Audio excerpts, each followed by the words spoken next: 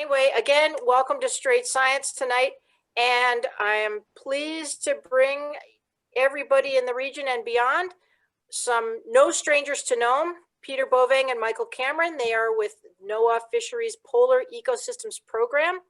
Peter is the lead of the Polar Ecosystems Program, and Michael Cameron is the senior biologist. Is you the senior biologist or a senior? I saw it said a senior, but I kind of think of you as the senior.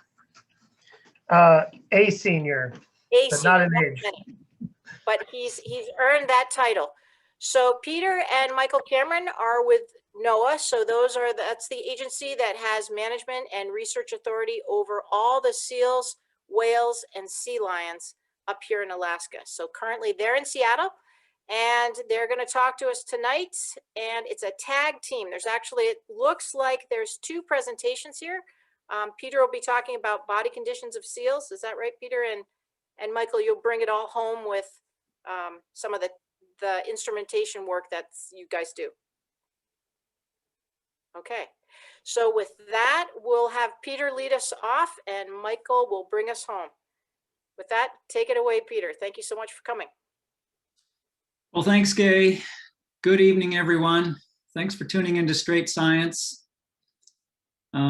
As Gay said, Michael and I are from the Polar Ecosystems Program at the Marine Mammal Lab, NOAA's Alaska Fisheries Science Center. And our main task is to monitor the seal populations in Alaska, harbor seals down south and bearded, spotted, ribbon, and ringed seals up north. Together tonight, we want to share with you some recent results from our program's work and some plans for the next year or two for seal research and monitoring in the Bering Sea. So in this first part of the talk, I'll talk about, I'd like to present some recently published results about body condition of seals during the past decade or so of rapid environmental change, especially warming in the Bering Sea and Aleutian Islands. And I'd like to start just by acknowledging our co-authors, some other members of our group, Heather Zeal and Brett McClintock, fellow members of the Polar Ecosystems Program. Now, I'm going to try to remember as I go through here to, for the sake of people who are following along with a printed copy of the presentation or might be following with a separate copy on their own computers, I'm going to try to remember to let you know what slide we're on. But if I forget that and you do get lost, please don't hesitate. I don't know, Gay, can they unmute and chime in to ask where we are? Is that a? You bet. Everybody can do? Everybody can unmute. Okay. So just want to let you know, because it's not something as I get rolling along, I don't necessarily remember to say what slide we're on. So yeah, let's get started. Slide 2 now. Like most of the world's oceans, the North Pacific has been warming for at least 4 decades. That's indicated by the rose-colored regions in this diagram. And this warming has really accelerated in the past decade. On slide 3, you see the effects of not just the long-term warming, but now looking at 2010 to 2018, seeing the effects of the North Pacific marine heat wave of 2014 to 2016. And you can see the rose color intensifying up here on the next slide around Alaska, to the point where the waters in the Bering Sea and even out starting into the Aleutian Islands were driven to a rate of warming of like 3 or 4 degrees Celsius per decade. And that's like 6 or 8 degrees Fahrenheit. It's a lot of heat in the ocean. We're on the next slide now, page 5. Not surprisingly, all that heat in the ocean had a profound impact on the seasonal formation and persistence of sea ice in the Bering Sea. In the right-hand panel in the graph on the right, you can see the ice extent in the Bering Sea for April in each year from 2007 to 2018, and also a trend line. And the trend line shows that the ice extent, the April ice extent, declined by 47,000 square kilometers annually during that period. That's 11 million acres a year reduction in average sea ice across that period. Now, there was also a record high ice extent in 2012 and a record low in 2018. And on the left, you can see satellite images from similar dates in April in those 2 years. In the 2018 image, an important breeding area for ribbon and spotted seals that's outlined in that ellipse, that oval. Important breeding area around St. Matthew Island had no ice at all in April. And that's the most important month for pupping and nursing in those two seal species. Next slide now. So in our research and monitoring program, we do, as I said, focus on the seals. So of course, we wondered what might all this heat in the ocean and the reduced sea ice mean for seals. I think it's probably easy for most people to imagine that a lack of ice on the breeding grounds for ice-dependent seal species like ribbon and spotted seals could directly impact pup production or pup survival, just because there isn't maybe enough ice for birthing and or good quality ice for birthing and nursing pups. But these things, pup production and pup survival, turn out to be really difficult things to measure directly in remote seal populations. So we focused in this study on less direct effects that might be easier and more practical to monitor. Going to the next slide.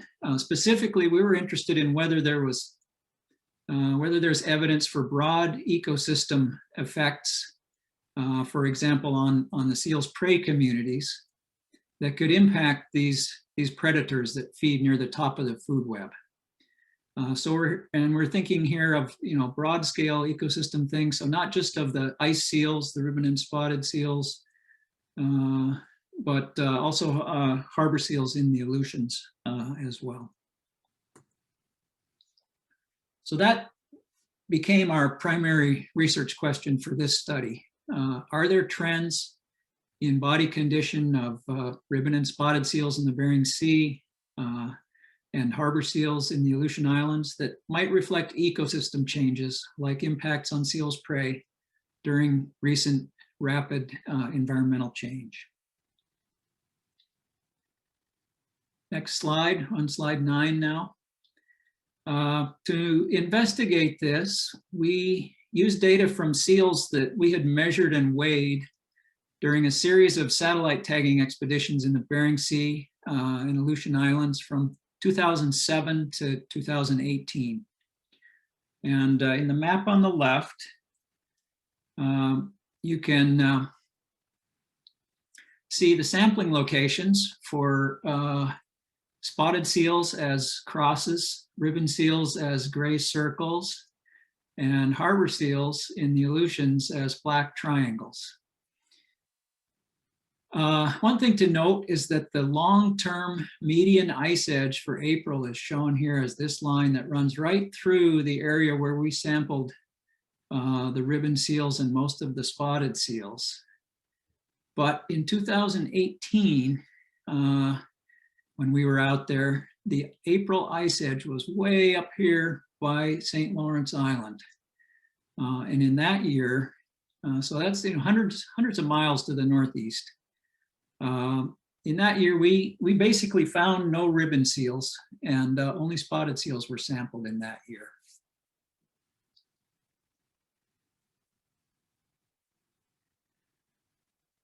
We weighed and measured a total of 272 individuals spread across the 3 species, 98 ribbon seals, 94 spotted seals, 80 harbor seals.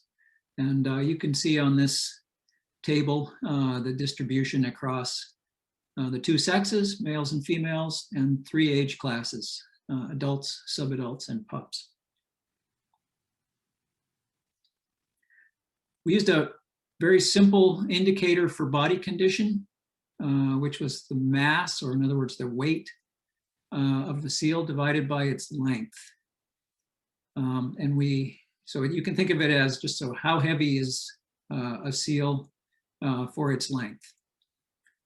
And then we analyzed that in relation to variables, species, age class, sex, day of the year. So that's like January 1 is day 1, and February 1 is day 32, and so on. So it's just day of the year as a number.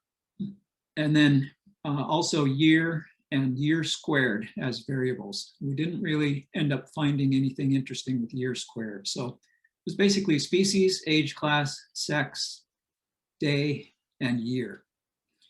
And then we did a statistical analysis to determine whether these variables were related to differences in body condition between species, age classes, sexes, or years. So in the next slide, page 12, we're starting to get into the results a little bit. So this is a list of the variables that were significantly related to body condition. And we're going to walk through most of these. But first, just going to the next slide, we'll start with just the 3 that are outlined in orange here. In the first row, we see that there was a significant effect of age class on body condition, such that body condition was lowest in pups and highest in adults, and subadults were in between. And that kind of makes sense. Adults, have had time to build muscles and bulk up their body, gain fat, and so on. Adults or subadults somewhere in between, and pups, expect them actually to be pretty fat initially when they're nursing, but then to be relatively thin while they're trying to learn how to feed and stuff. So that order seemed sensible. Let's go to the third orange line down, sex. We found that body condition was highest in males, or higher in males than females. So in other words, a male is heavier on average than a female of the same length. And again, that makes sense for most of these species. And then looking at the second line down, day or day of the year, we found a overall decline in body condition with day of the year. And that's what we expect for at least the certainly the adult age classes, because particularly for ribbon and spotted seals, which were sampled during a period when they're having and nursing their pups and mating, and they're molting their coats. All these things take a lot of energy, and they're spending less time feeding during that same period. So they tend to lose weight over the period when we were sampling them in April and May. So the reason for looking at these 3 variables first was just kind of check to see, is the analysis giving us intuitively sensible results for the relationships that we expect. And that gives us some confidence that the relationships we're most interested in are going to give us reliable results as well. So going to the next slide, now we're beginning to look at the variables that were significant and that were related to to year. In other words, we're looking at trends over the study period. And in the first orange line, you can see that there was an effective year. It was a declining effect, which basically means that in the overall sample, body condition declined with year. And that's across, it's the overall sample across all 3 species, both sexes and 3 age classes. The second orange row shows that on top of that overall decline, pup body condition declined with year. And another way of saying that is that the pup body condition decline was steeper than the average for all of the age classes in the sample. And the third orange row says that spotted seals as a species on average actually increased slightly in body condition over the study period. And these things are all additive. So I'm going to next try to give you a more visual sense of what these patterns look like. So on slide 15 now, in these plots, up means higher body condition. And we've got years from 2007 across the bottom. We've got years from 2007 on the left to 2018 on the right. And we're looking at values from the analysis for spotted seals with females in the left plot and males in the right plot. And adults are coded in green, subadults in red, and pups in blue. And the curved lines are the values for body condition varying by year, and the dashed lines are what we call 95% confidence limits. So in spotted seals, the average estimates of body condition declined annually for pups, as you can see in the blue at the bottom.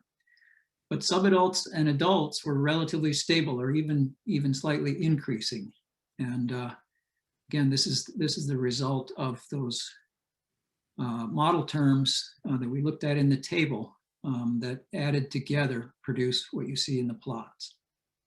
So if you recall from the table, there was a decline in body condition with year in the overall sample, and added to that was a species effect in which spotted seal condition increased a little bit with year, and that sort of offset the negative overall year effect. And finally, there was an age class by year effect for spotted seal pups. So the net effect of those 3 model terms is that only the pups show a real visible decline in the fitted values for the model that you see here. Moving on to the same kind of slide for ribbon seal, or same kind of graphs for ribbon seals. This is slide 16 now. The values from the analysis for ribbon seal body condition declined over years for both sexes and all age classes in this species. I'll just give you a moment to look at that before moving on to the next slide, slide 17. This is harbor seals in the Aleutian Islands. And here, again, the average estimates body condition declined annually for all sexes and age classes. But this was during just a short study period. We were only able to sample the harbor seals in 2014 to 2016. The decline appeared to be pretty rapid, but it's difficult to gauge how reliable that is with such a short sampling period. Okay, so just to summarize those up to this point, body condition overall in the sample declined during the period 2017 to 18. That's all 3 species taken together. Body condition of pups in all species declined. And that's potentially an indicator that, that reduced condition of pups might perhaps reflect poor nutrition for the mothers during gestation when they were pregnant or during nursing or both. And then in the third bullet, subadult and adult ribbon seal body condition declined, while those age classes in spotted seals did not. And that's kind of interesting, maybe a little bit puzzling. They're breeding typically in a normal year when there's plenty of ice, they're breeding in more or less the same place down there near the continental shelf break in the Bering Sea. So that might seem a little bit puzzling, but actually it's consistent with a prediction that we made some years ago about ribbon seals might be expected to be more impacted than spotted seals if and when the Bering Sea ice extent retreats to the north, as is expected in the anticipated warming climate. The reason for that is ribbon seals seem to prefer deeper water for foraging, water that's just off or just over or just off the continental shelf break where it gets real deep. And so if the ice edge is receding north, ribbon seals may be getting further and further displaced from their preferred foraging habitat during that period. So we can't really say that that's necessarily what's going on here, but it's at least consistent with what we predicted might happen, as in particularly in years when the ice is really minimal. Okay, so back to our original research question: are there trends in body condition of ribbon and spotted seals in the Bering Sea and harbor seals in the Aleutians that might reflect ecosystem changes, like impacts on prey? So we think yes, there do seem to be some indications that that might be happening, but that, of course, as all questions in science, tends to lead to other questions. So really, sort of what might be going on here? What might the links be between warm conditions and these changes in body condition? We don't really have, anyway, this is a correlation. It's something there's two things we observe and they're both happening at the same time. And so it's tempting to say one is causing the other, but that's always hard to do. So we really are at this stage, sort of the rest of this is, a little bit in the realm of speculation. There's been a lot of research into ecosystem function in the Bering Sea, driven largely by the need to understand this system that really supports important commercial fisheries. And one of the ideas about what happens in the Bering Sea, at least the Southeast Bering Sea, is called the oscillating control hypothesis. And this is just basically an explanation that's been put forth for what happens in warm years when the ice retreats early.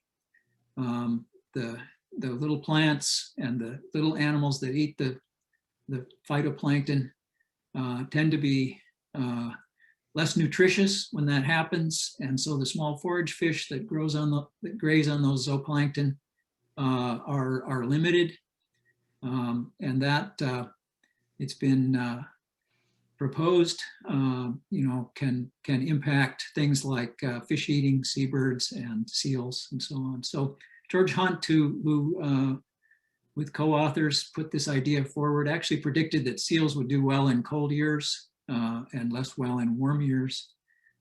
So it's it's consistent with that kind of thinking, but these potential mechanisms can be really complex. So without knowing exactly what the seals are eating and so on, and we don't have a real good idea of what the seals in our study were eating. Again, we're kind of limited to the speculation here. There's there was another event that I think is really sort of significant, substantial die-off and reproductive failure of common murres, fish-eating bird in the North Pacific. This was widespread, and there's a nice paper about this by John Pyatt and a host of other authors. And I think in the interest of time, I'm not going to go too far into this, but basically they proposed that the murres, which died off extensively in the North Pacific from California to the Aleutian Islands and into the Bering Sea, that they got squeezed in something they called the ectothermic vise. And basically that just means that warm water, really warm water, makes fish whose bodies are the same temperature as the water, it makes them need more food. It raises their metabolic rate, so they have to eat more to survive and reproduce. And so the little forage fish that are already having a hard time finding food because of the warm water, maybe in some areas late ice or early ice retreat. The forage fish are smaller, lower quality, maybe fewer of them. And the big predatory fish, they need more food as well. So they're eating a lot, a larger fraction of the forage fish that are available, and the murres are getting squeezed between the low abundance, low quality of forage fish and the other fish predators taking a bigger share. And murres need to eat about 50% of their own body weight every day in fish. And so there was this big die-off in really warm water that was generated in the marine heat wave of 2014 to 16. Next slide, page 22. I think it's worth mentioning the unusual mortality event, or UME, that was declared for seals in 2018 and 19. And the reason that was declared was that the numbers of bearded, ringed, spotted, and unidentified seal carcasses that were coming up on the beaches of the Bering and Chukchi Sea, well, they were about 5 to 7 times the long-term yearly average. So that's unusual, and NOAA declared a UME. Gay, the Strait Science host, is the on-site coordinator and the convener of the co-convener of the investigative team for that. So she knows all about it, and maybe has talked to you about it in other Strait Science presentations. The numbers of seals on the beach stranding returned to near average in 2020 when the sea ice partly rebounded. We think that's strong evidence that this UME was linked to the warm conditions and the lack of sea ice. And the last year of our spotted seal body condition data were collected just at the onset of this UME, potentially linking at least the last part of the decline in pup body condition to the whatever the underlying cause was of this unusual mortality event. So moving to some conclusions now. First of all, specific to ribbon and spotted seals, the co-occurrence in the Bering Sea of long-term ocean warming over the course of a decade or more, loss of April sea ice, the UME toward the end of that period, and the declines in ribbon and spotted seal pup body condition in particular, suggests that these seals, which typically breed near the southern limit of the sea ice, actually starting to show impacts from Arctic warming, especially in these very warm years that we saw recently. And we don't in our program have body condition data for ringed or bearded seals, so we can't really say or make a comparison to them.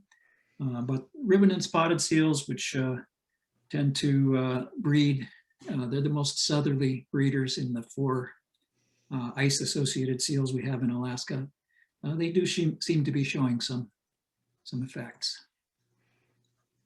Also, with respect to ribbon and spotted seals, the decline of spotted seal pup body condition and the emaciated state. I think I failed to mention that on the UME slide.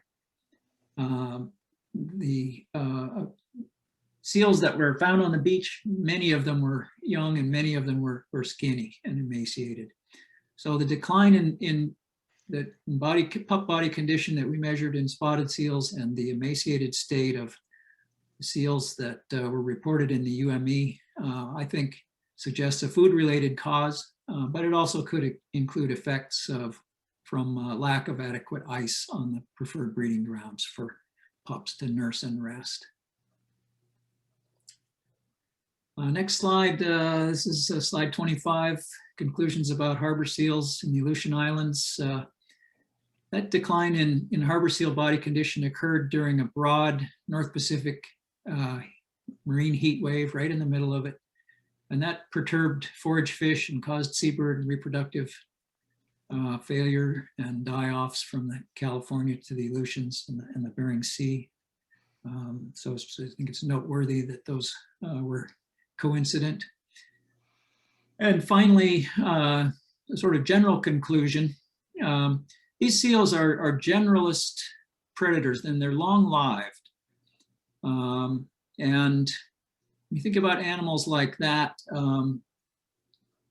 they are usually pretty good at smoothing over little changes or little shifts in their environment, in their prey. They can switch from one prey species to another. They live a long time, so if they have a bad year, they can maybe eke it out and do better next year. So species like this, might normally be pretty resilient to shifts in the ecosystem. So when we do see something like a change in body condition or a change in survival rate or reproduction, we think that points to or is an indication that something fairly broad-based in the ecosystem has taken place or has changed. And there's actually quite a few indications that this has happened recently in the Pacific Arctic. And there's a couple of papers here cited at the bottom, one led by Henry Huntington with a lot of different authors suggesting that there's actually been a transformation of the Pacific Arctic ecosystem is underway. And another one by Janet Duffy Anderson at NOAA, Alaska Fisheries Science Center, about responses of the Northern Bering Sea and Southeastern Bering Sea ecosystems following those record-breaking low winter sea ice years. So I'll wrap it up there. This work that I just presented was published as a paper in Deep Sea Research late last year, and the citation is given there. There were, of course, a lot of other people involved in the work, and I hope I've managed to list them all on this slide. I'll stop there. Thank you very much for your attention on this part. And Gay, I guess I'd leave it to your guidance as to whether we take questions on this part now or move on to Michael's part of the presentation. Thanks. And I guess we could take any burning questions. I know we have a caller on the phone, so that I just want to make sure, because it's tough to be the guy on the or gal on the phone. Is there any burning questions from the person who's calling in? Hey, me and Melvin are here from the natives of Gamble. We were unable to get into the, so we called in. Okay. Do you have a question for Peter at this time? We're about to have Michael Cameron. He's going to also talk about some ice seal research as well, but not to do with the body condition. We didn't hear much. We got in like about 15 or 10 minutes ago, so we missed most of it. That's okay. So what I'm going to do is, Can you get your email? Yeah, you could get my email. It is ayaleq@gmail.com. You're very kind. AYL. I wasn't ready with a pencil. I wasn't expecting that. AYL. Oh, okay. It's AYALEQ Yeah. Yep. @gmail.com. Okay. So while Mike you can then look over the slides if you missed the beginning of Peter's talk, in case you have any questions. Okay. Yep. Thanks, Dave. How's your connection? I know that a lot of our communities right now, Wales and Diomede, both lost GCI. So you guys are calling in, but you're having no troubles? With our data, yeah, we are. It's been a couple of weeks now since it's been down really slow or none at all. Okay. So I'm we're here in the glad. office though. Thanks, Orlin. I'm extra glad you guys were able to get through. So stay on the line, and hopefully it'll remain for the rest of Michael's presentation. Thank you, Orlin. Any other questions? Okay, thank you, Dave. You bet. Any other questions from the audience? If not. Hey, this is Dean Stockwell. I have a question for Peter. Hi, Dean. Sorry, I didn't see the hand raised. Go ahead. Yep. So Peter, first of all, nice talk. Really enjoyed it. Secondly, you stated that spotted seals and ribbon seals adults, both male and females, increased in body conditions from 2016, 2018. It was the pups that declined during that time period. During this time period, the cold pool faltered and decreased, and a lot of adult pollock moved north, thus being able to serve as a food source for both adult populations of ribbons and spotted seals. However, any subadult would have trouble with these large fish. And I was just wondering if there was any thought that you had concerning this shift kind of in the size relationship of food prey for these subadults or pups, even though they were also losing ice. Quick question. Thank you. Yeah, thanks, Dean.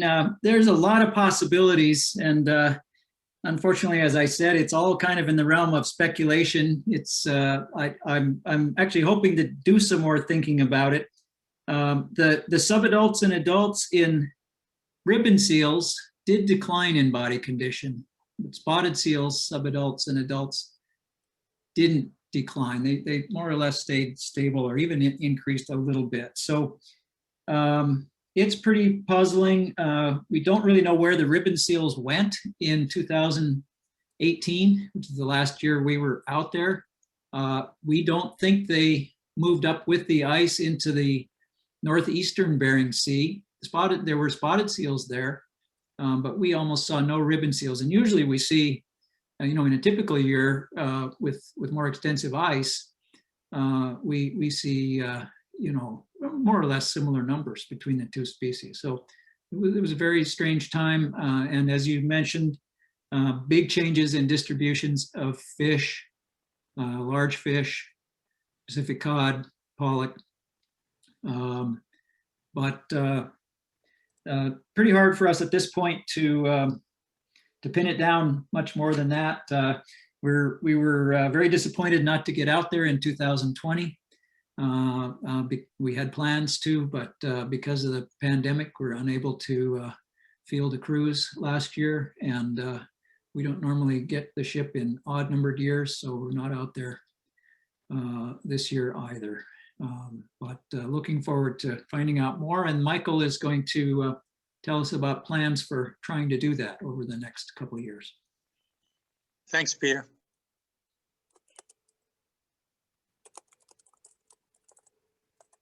Okay. All right. Take it away, Michael. Thank you.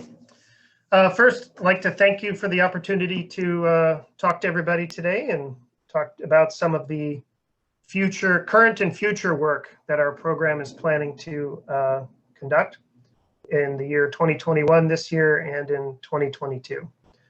If you could advance the slide, Peter.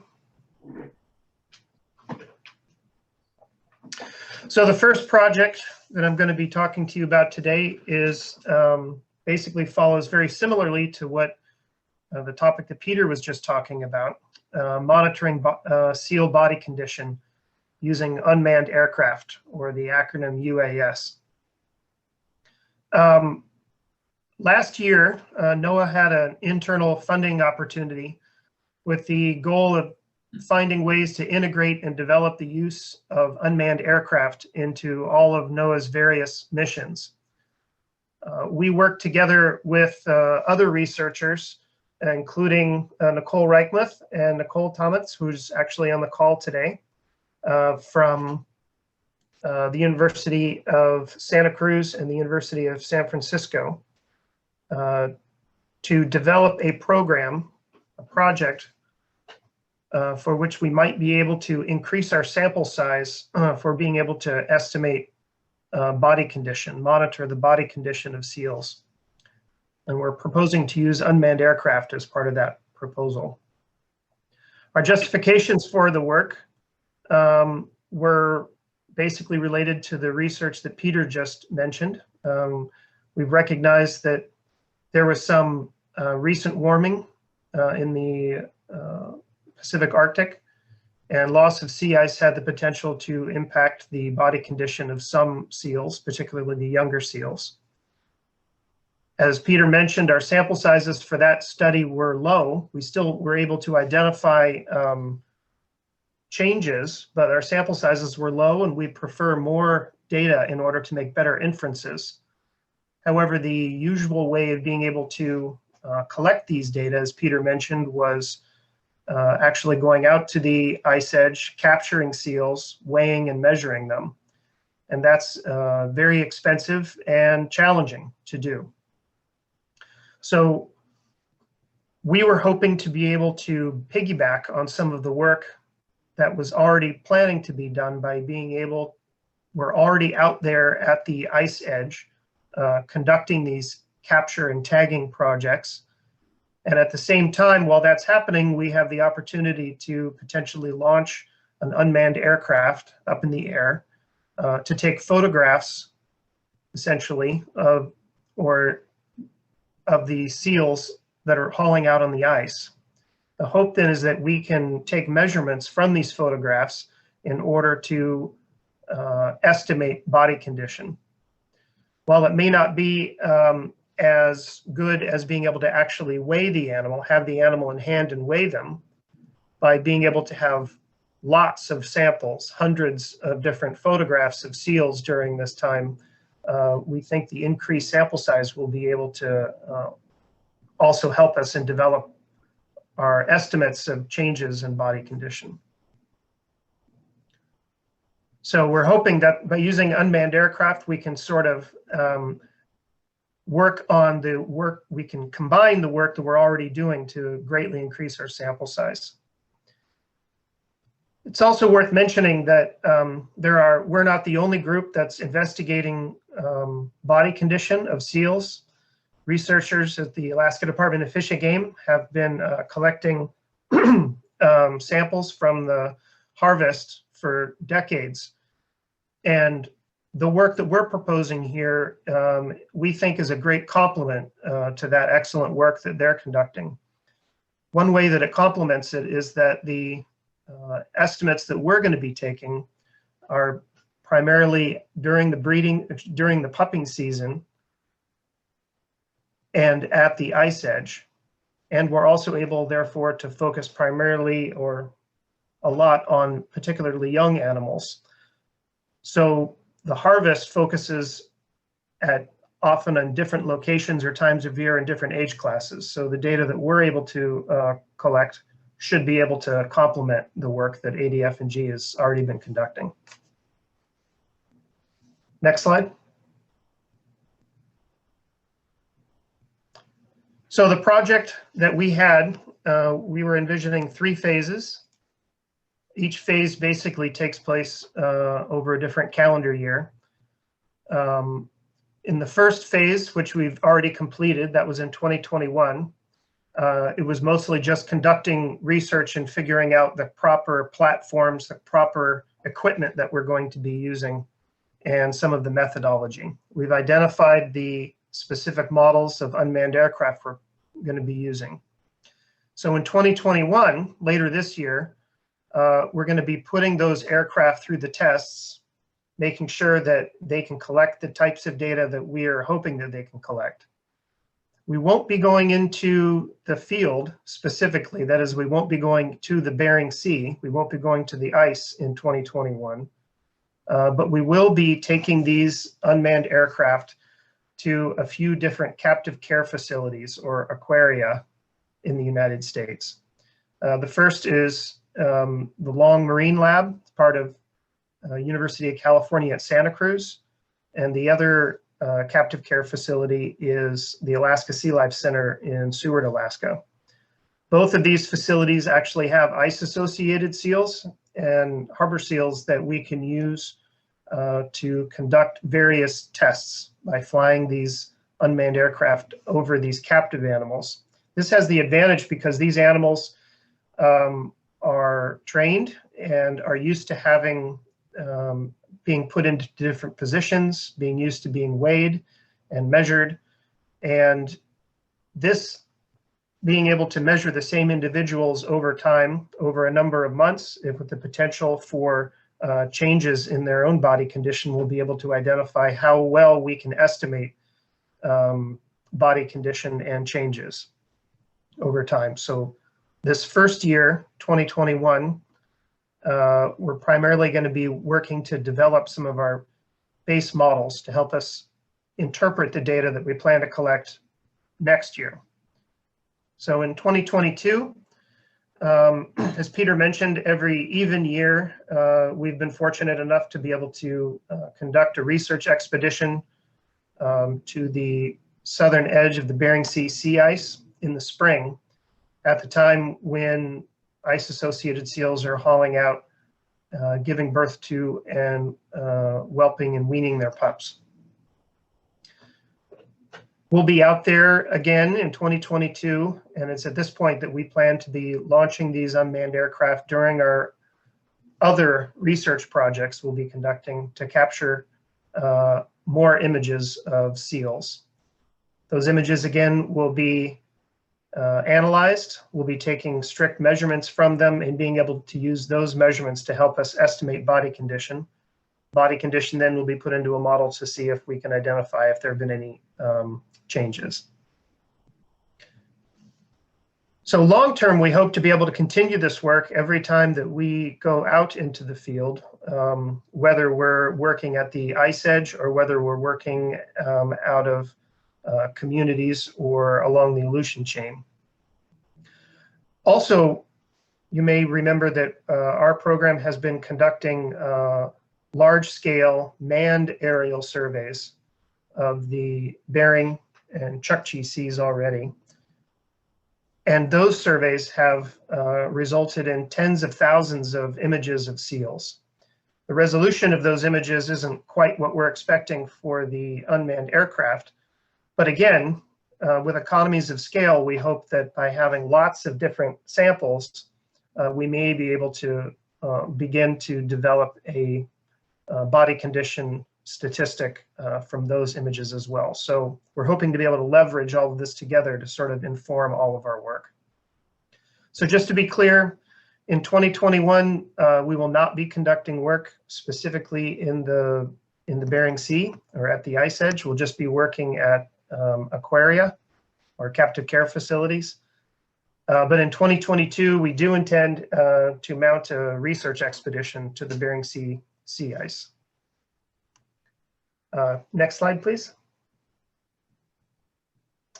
And that's what I'm going to talk to you about now. Our second project then is our expectation that we're going to be able to go to the southern edge of the sea ice, usually in April of 2022. Our primary goals there on that project is to capture, sample, and tag seals with satellite tags, and then release them. Our goals with this project then are to help us to understand how many seals are in the population, their seasonal movements, again, their health and condition, and hopefully be able to tie some of these to their responses to habitat changes. Again, we plan to be using the NOAA ship Oscar Dyson in order to gain access to the southern edge of the Bering Sea sea ice. In order to capture seals, we'll be launching 2 to 4 small boats, as you can see there in the middle image. We'll be quietly moving through the pack ice, looking for seals, coordinating via radio with the other boats, and then jumping out onto the ice floes and capturing the seals using handheld nets. At this time and location, we're mostly encountering ribbon and spotted seals. Next slide. Once an animal is captured, once a seal is captured, as I mentioned, we'll be attaching satellite-linked tracking tags. Sure, I think most folks are familiar with these. These, of course, provide information on the movements of the animal and therefore their distribution throughout the year, depending how long the tag can remain affixed to the seal. But another useful bit of data that these tags provide is information on haul out. That is the timings and the duration of when animals choose to haul out onto the ice, out of the water, and back into the water. This information is very useful for developing correction factors for the aerial abundance surveys that I mentioned earlier. When we fly over the Bering Sea, looking down at the ice, of course, we know that there are lots of seals there, but we can only see the ones that are actually hauled out on the ice. So we need to find a way to estimate the proportion of the population that's in the water at the time that we're conducting the survey. And the best way to do that, therefore, is to use data from these satellite tracking tags. In addition, as we've also mentioned, we'll be, of course, assessing the health and condition of these seals. As before, we'll be taking measurements, length, girth, weight. These are the sorts of measurements that Peter mentioned that went directly into the research paper. But at the same time, we'll also be collecting tissues, blood, feces, skin, blubber, hair, whiskers. And these tissues will be later analyzed in various laboratories to investigate disease, diet, potential for contaminants, and the genetics for population structure questions. And all this information, of course, just is very useful for many other studies, including those related directly to the unusual mortality event, questions about harmful algal blooms, and other questions that seem to be arising. Next slide.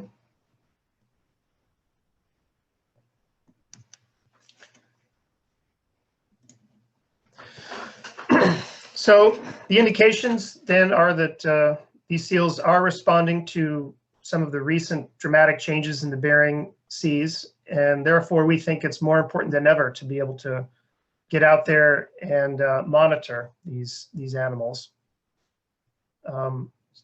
Some of these most important things to monitor then can only really be measured at the sea ice edge in the spring. And we recognize that this is more or less some of the same times when local residents, coastal residents, need to be able to hunt marine mammals for food. Which brings up the question of where will we be operating? We don't exactly know right now where we will be operating, as it primarily depends upon where the southern edge of the sea ice will be located when we finally get out there in 2022. We have been conducting this sort of springtime work since 2007, and in all years except for 2018, we operated close to the Bering Sea shelf break, which is that lower oval there between St. Matthews and the EEZ, the Exclusive Economic Zone line. That's where most of our work has happened in the past. But you may remember in 2018, with a dramatically reduced pack ice field, we had to shift where we were operating to areas farther north and closer to NOAA. Given the geography, it meant that our area to work put us in closer and closer potential with being able to see hunters or be near areas where hunting was happening. Obviously, COVID preventing us from being able to conduct our work that we had hoped to conduct in 2020. And thankfully, the conditions in 2020 were better than they were in 2018 and 2019. We'll be keeping a close eye on the ice conditions as we get closer to 2022. And we'll, of course, be keeping the Bering Strait communities well informed of our planned activities at events like this, Strait Science, and also through the Ice Seal Committee and various other forms of outreach. So we believe that the monitoring that we'll be doing, that this critical monitoring at this time can be done without impacting the hunting success of the coastal communities. And we think the best way to do that is to identify specific buffers, areas where we know we will not, where everyone knows we will not be working, and ways that we will be able to communicate with coastal communities to make everyone aware of the best ways for us to avoid any disturbance. So at a minimum, we will be working at least 12 nautical miles offshore everywhere, and at least 30 nautical miles offshore from all of the various coastal communities. So in this map, you can see sort of a hatched light gray buffer all around the coast with sort of bigger buffers around all of the different coastal communities. If we ever see any hunting activity or evidence of hunting activity, or if we see any whales or walruses in the area, we will move to another location. And of course, every day we will provide, we will communicate with all of the coastal communities via email or other methods if that's preferred, to make sure everyone knows what our plan of the day is, our current location, and what our expected locations are in the near future and plans for the near future. So we're hoping by communication, we'll be able to minimize any impacts of our work. Next slide.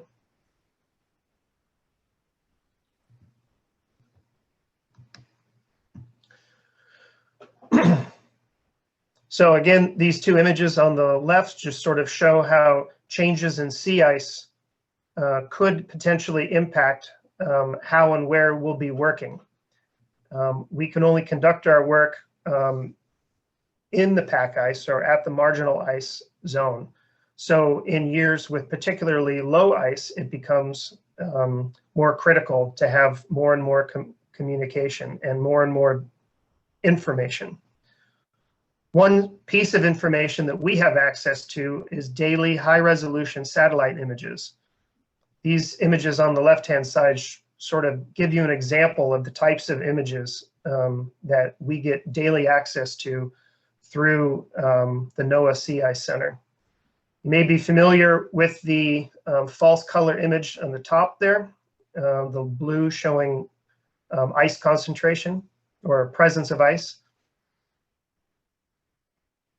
Seals, of course, are have specific habitat preferences, and by being able to look at an even higher resolution image of the type on the lower, this is called a radar sat image, we're able to find fine scale structures of the sea ice, so which allows us to better plan where we think we'll be most able to capture seals.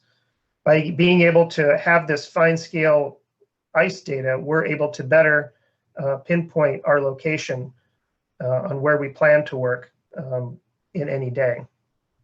RadarSat, unlike MODIS, has the added ability of being able to see through clouds.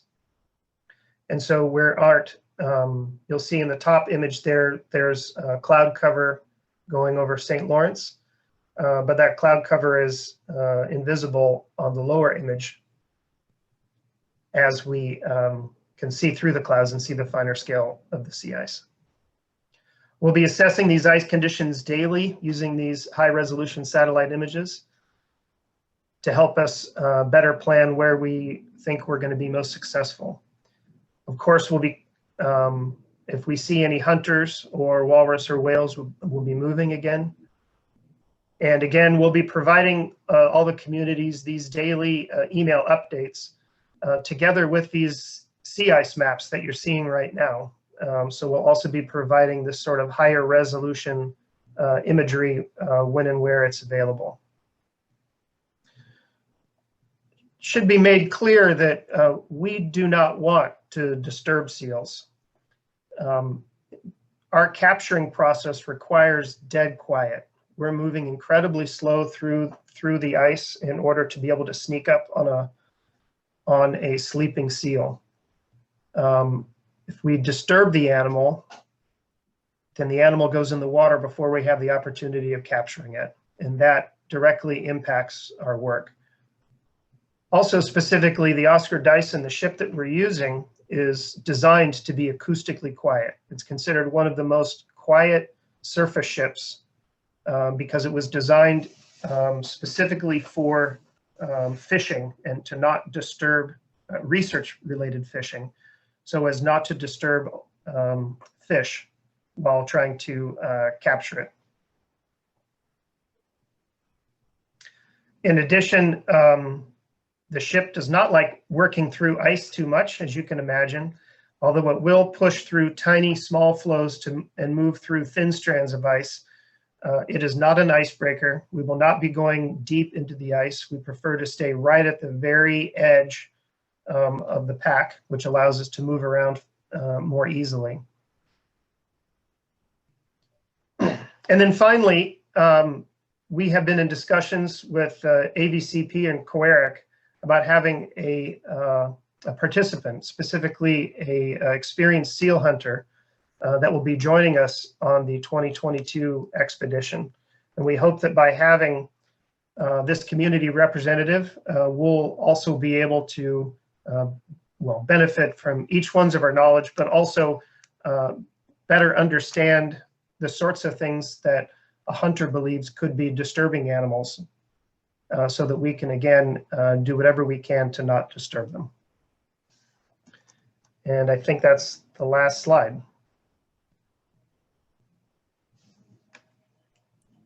All right, well, thank you, Mike. Just trying to get myself back on here. Great, well, thank you very much, and job well done. So first off, before we go to questions, it is not easy to be a straight science speaker. It's no fun to be all that work you have to do beforehand and then kind of delivering it.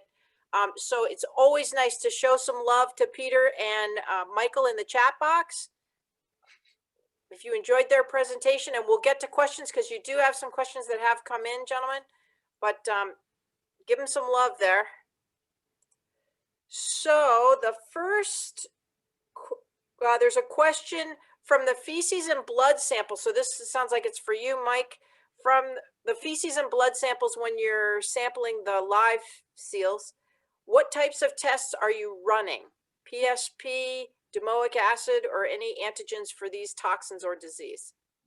Looks like maybe a little more detail, if you know it, for that question. Just realized my microphone was muted. Peter, if you're comfortable taking that. All the time. Okay. Yeah, I'll take a crack at that. So when we're out there handling seals and able to sample them, we take a bunch of different samples, blood samples, hair, whiskers, feces if we have the opportunity, sometimes urine. And we don't, in our group, we don't really have the, the resources, and in some cases the expertise to do all the analyses that can be done with those various samples. So our approach is to collaborate with, mostly to collaborate with other experts on things like physiology, diseases. We do some of the diet work in-house in terms of sorting through what's in the scats and identifying organisms in the seal's diet and things like that. Genetics we don't do, we collaborate with people on that. And those collaborations have tended to be kind of opportunistic in terms of funding. So we have to kind of piecemeal find the funds to engage in those analyses and collaborative analyses on the samples that we collect. That's not, some of those aren't the highest priority studies for the limited resources that NOAA has. So we chip away at those analyses as we can, and we've got a lot of samples in the freezer. So if people have things in mind that can be done with serum or other blood components, or a little bit of skin or hair and whiskers, we're collaborating with University of Alaska Fairbanks, Lori Rhea, on some mercury analyses. There's some stable isotope work that can be done. Pathology, exposure to various pathogens. We have some work underway on that kind of work. So I hope that answers the question. I guess maybe it was more specifically about PSP, domoic acid, and harmful algal bloom products. We have made some samples available for the study that I think most people are familiar with, led by Kathy LaFay, and there were some positive findings in those from some of the seal. I think that was urine samples that we contributed. But we haven't engaged in very extensive collaboration on harmful algal bloom products so far. We're certainly interested in trying to do that or support that if there are ways that we can. Thanks. Thank you, Peter. Harmful algal blooms is a big emerging topic for the Bering Strait region with the warming ocean. Mm-hmm. So we have evidence of not only presence of the types of algae that produce these toxins. We live with them normally. They're just at low level, but the warming ocean seems to make it ripe for them to grow more. So we might have more. And it looks like in some of our recent years, we have animals that have fairly high levels. I think there was a walrus near Diomede, harvested off Diomede, that had quite a high level of saxitoxin in 2017. And there's been some other research done on clams between St. Lawrence Island to Diomede. Was a spot in 2019, I think, where the clams were offshore, but those that were collected by the icebreaker Healy were quite high in there, above the regulatory limit, and also up in the northeastern Chukchi. So thank you. I'm sure the audience is interested in learning more about that, and that you're working with Kathy LaFay and the EcoHab project. That's great to hear. So that's awesome. We'll probably hear about some of it from you and maybe some of it from her down the road. So we're looking forward to that. There's another question liked your presentation. With loss of ice, animals are very adaptable. Would they use St. Matthew for their pups? I would assume spotted and ribbon here. Yeah. So Michael, can I take a hack at that one too? Sure. So yeah, that's a big question in the area of trying to assess what the prospects are for ice-associated seals in a world of much lower ice.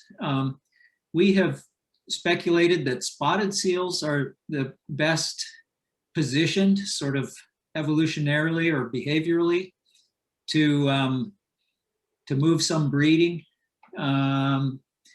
on shore. We know that they have done that in their southern limit of their range, which is in the Sea of Japan and the Yellow Sea.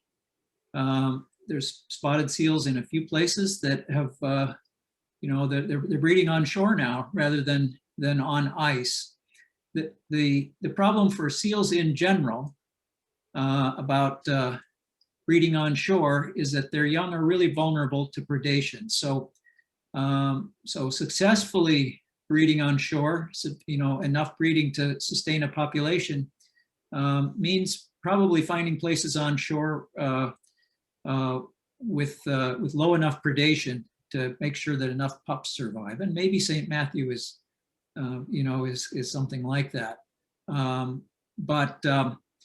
We actually asked that question in 2018 when Michael led the cruise to the Bering Sea. We went out toward the area where we usually had sampled, where there was no ice, and we circled around St. Matthew Island to see if seals that traditionally had used that area had, were hauling out on shore, or maybe had found residual bits of ice around St. Matthew Island. And as near as we could tell, there were no seals in that area, and we certainly didn't see any on shore. We didn't see seals in the water. It doesn't seem to be something that they're just readily able to and willing to do when things change quickly. Thank you, Peter, and hopefully that answered the person's question. I had another question that came to me, just on the chat box, came straight to me, and that is, what are the dominant prey for the different adult seals? Because you were talking about food. Yeah, it's a really good question that we would like to know a lot more about. The little bit that's, well, the information about diet for these species, I would say, comes from sort of two sources. There have been research collections and Russian, Soviet harvests of seals, and there was some information about diet available from that work. There's been some research collections. All of these data come from just the period of the year when the animals are using ice, and so it's not a year-round look. And then there's also the study that Michael mentioned, Alaska Department of Fish and Game sampling with the cooperation of hunters, sampling the stomachs of harvested seals, and that's quite a rich data set. It's long-term. It has shown changes in what some of these species have preferred or have primarily taken. It's shown decadal changes, and they are, I guess, back to your question, what do the different species eat? Spotted and ribbon seals, as far as we can tell, have fairly similar diets, and it's a range of forage fish and larger fish. Pollock, walleye pollock, capelin, lots. I'm getting tired. So some fish. Is this, Peter, are these, I'm sorry, you're talking about the diet of the fish. Are you talking about offshore, or are you talking near the communities? Well, I'm not sure what the questioner was. I'm sort of talking in general here, just trying to give a sense that the diet isn't very well characterized, but they eat a lot of different things. And of course, the diets of these two species vary quite a bit from, or are quite different from bearded seals that are more benthic feeders. Ribbon and spotted seals feeding a little more in the water column. Yeah, go ahead. Gay knows a lot about it. No, I was just gonna I think if they're just asking, and hopefully this answers the question, and I know you're tired, so I appreciate that, is the bearded seal, which we're not talking about here, but they feed on the sea floor primarily, although they can go in the water column. The spotted seals, especially in the Bering Strait region, right, they're going after fish. So in the water column, they like fish. They'll also, grub around for a shrimp or so, but they like herring. They like smelt, tomcod. And then for the ribbon seal, whoo, down south, that is a deep diving animal. Ooh. But up here, he's got to be a shallow diver. So he'll, like Peter says, he's going to eat more. I think they go for crustaceans. By the time we see them up in the Bering Strait region, they're not really feeding too much. Maybe if you're catching them in the fall and in the winter, but in the spring where you can really get a number of seals, their stomachs are pretty much empty up here in the Bering Strait region for, you know, June, May and June. They're starting to molt, not really feed, and it's 200 feet deep, if that. So that's just the differences, if that helps. Harbor seals, I don't know. Harbor seals in the Aleutian, what do they eat? Almost no data on that. Okay, all right. Not surprised, not a lot of communities down there. Octopus.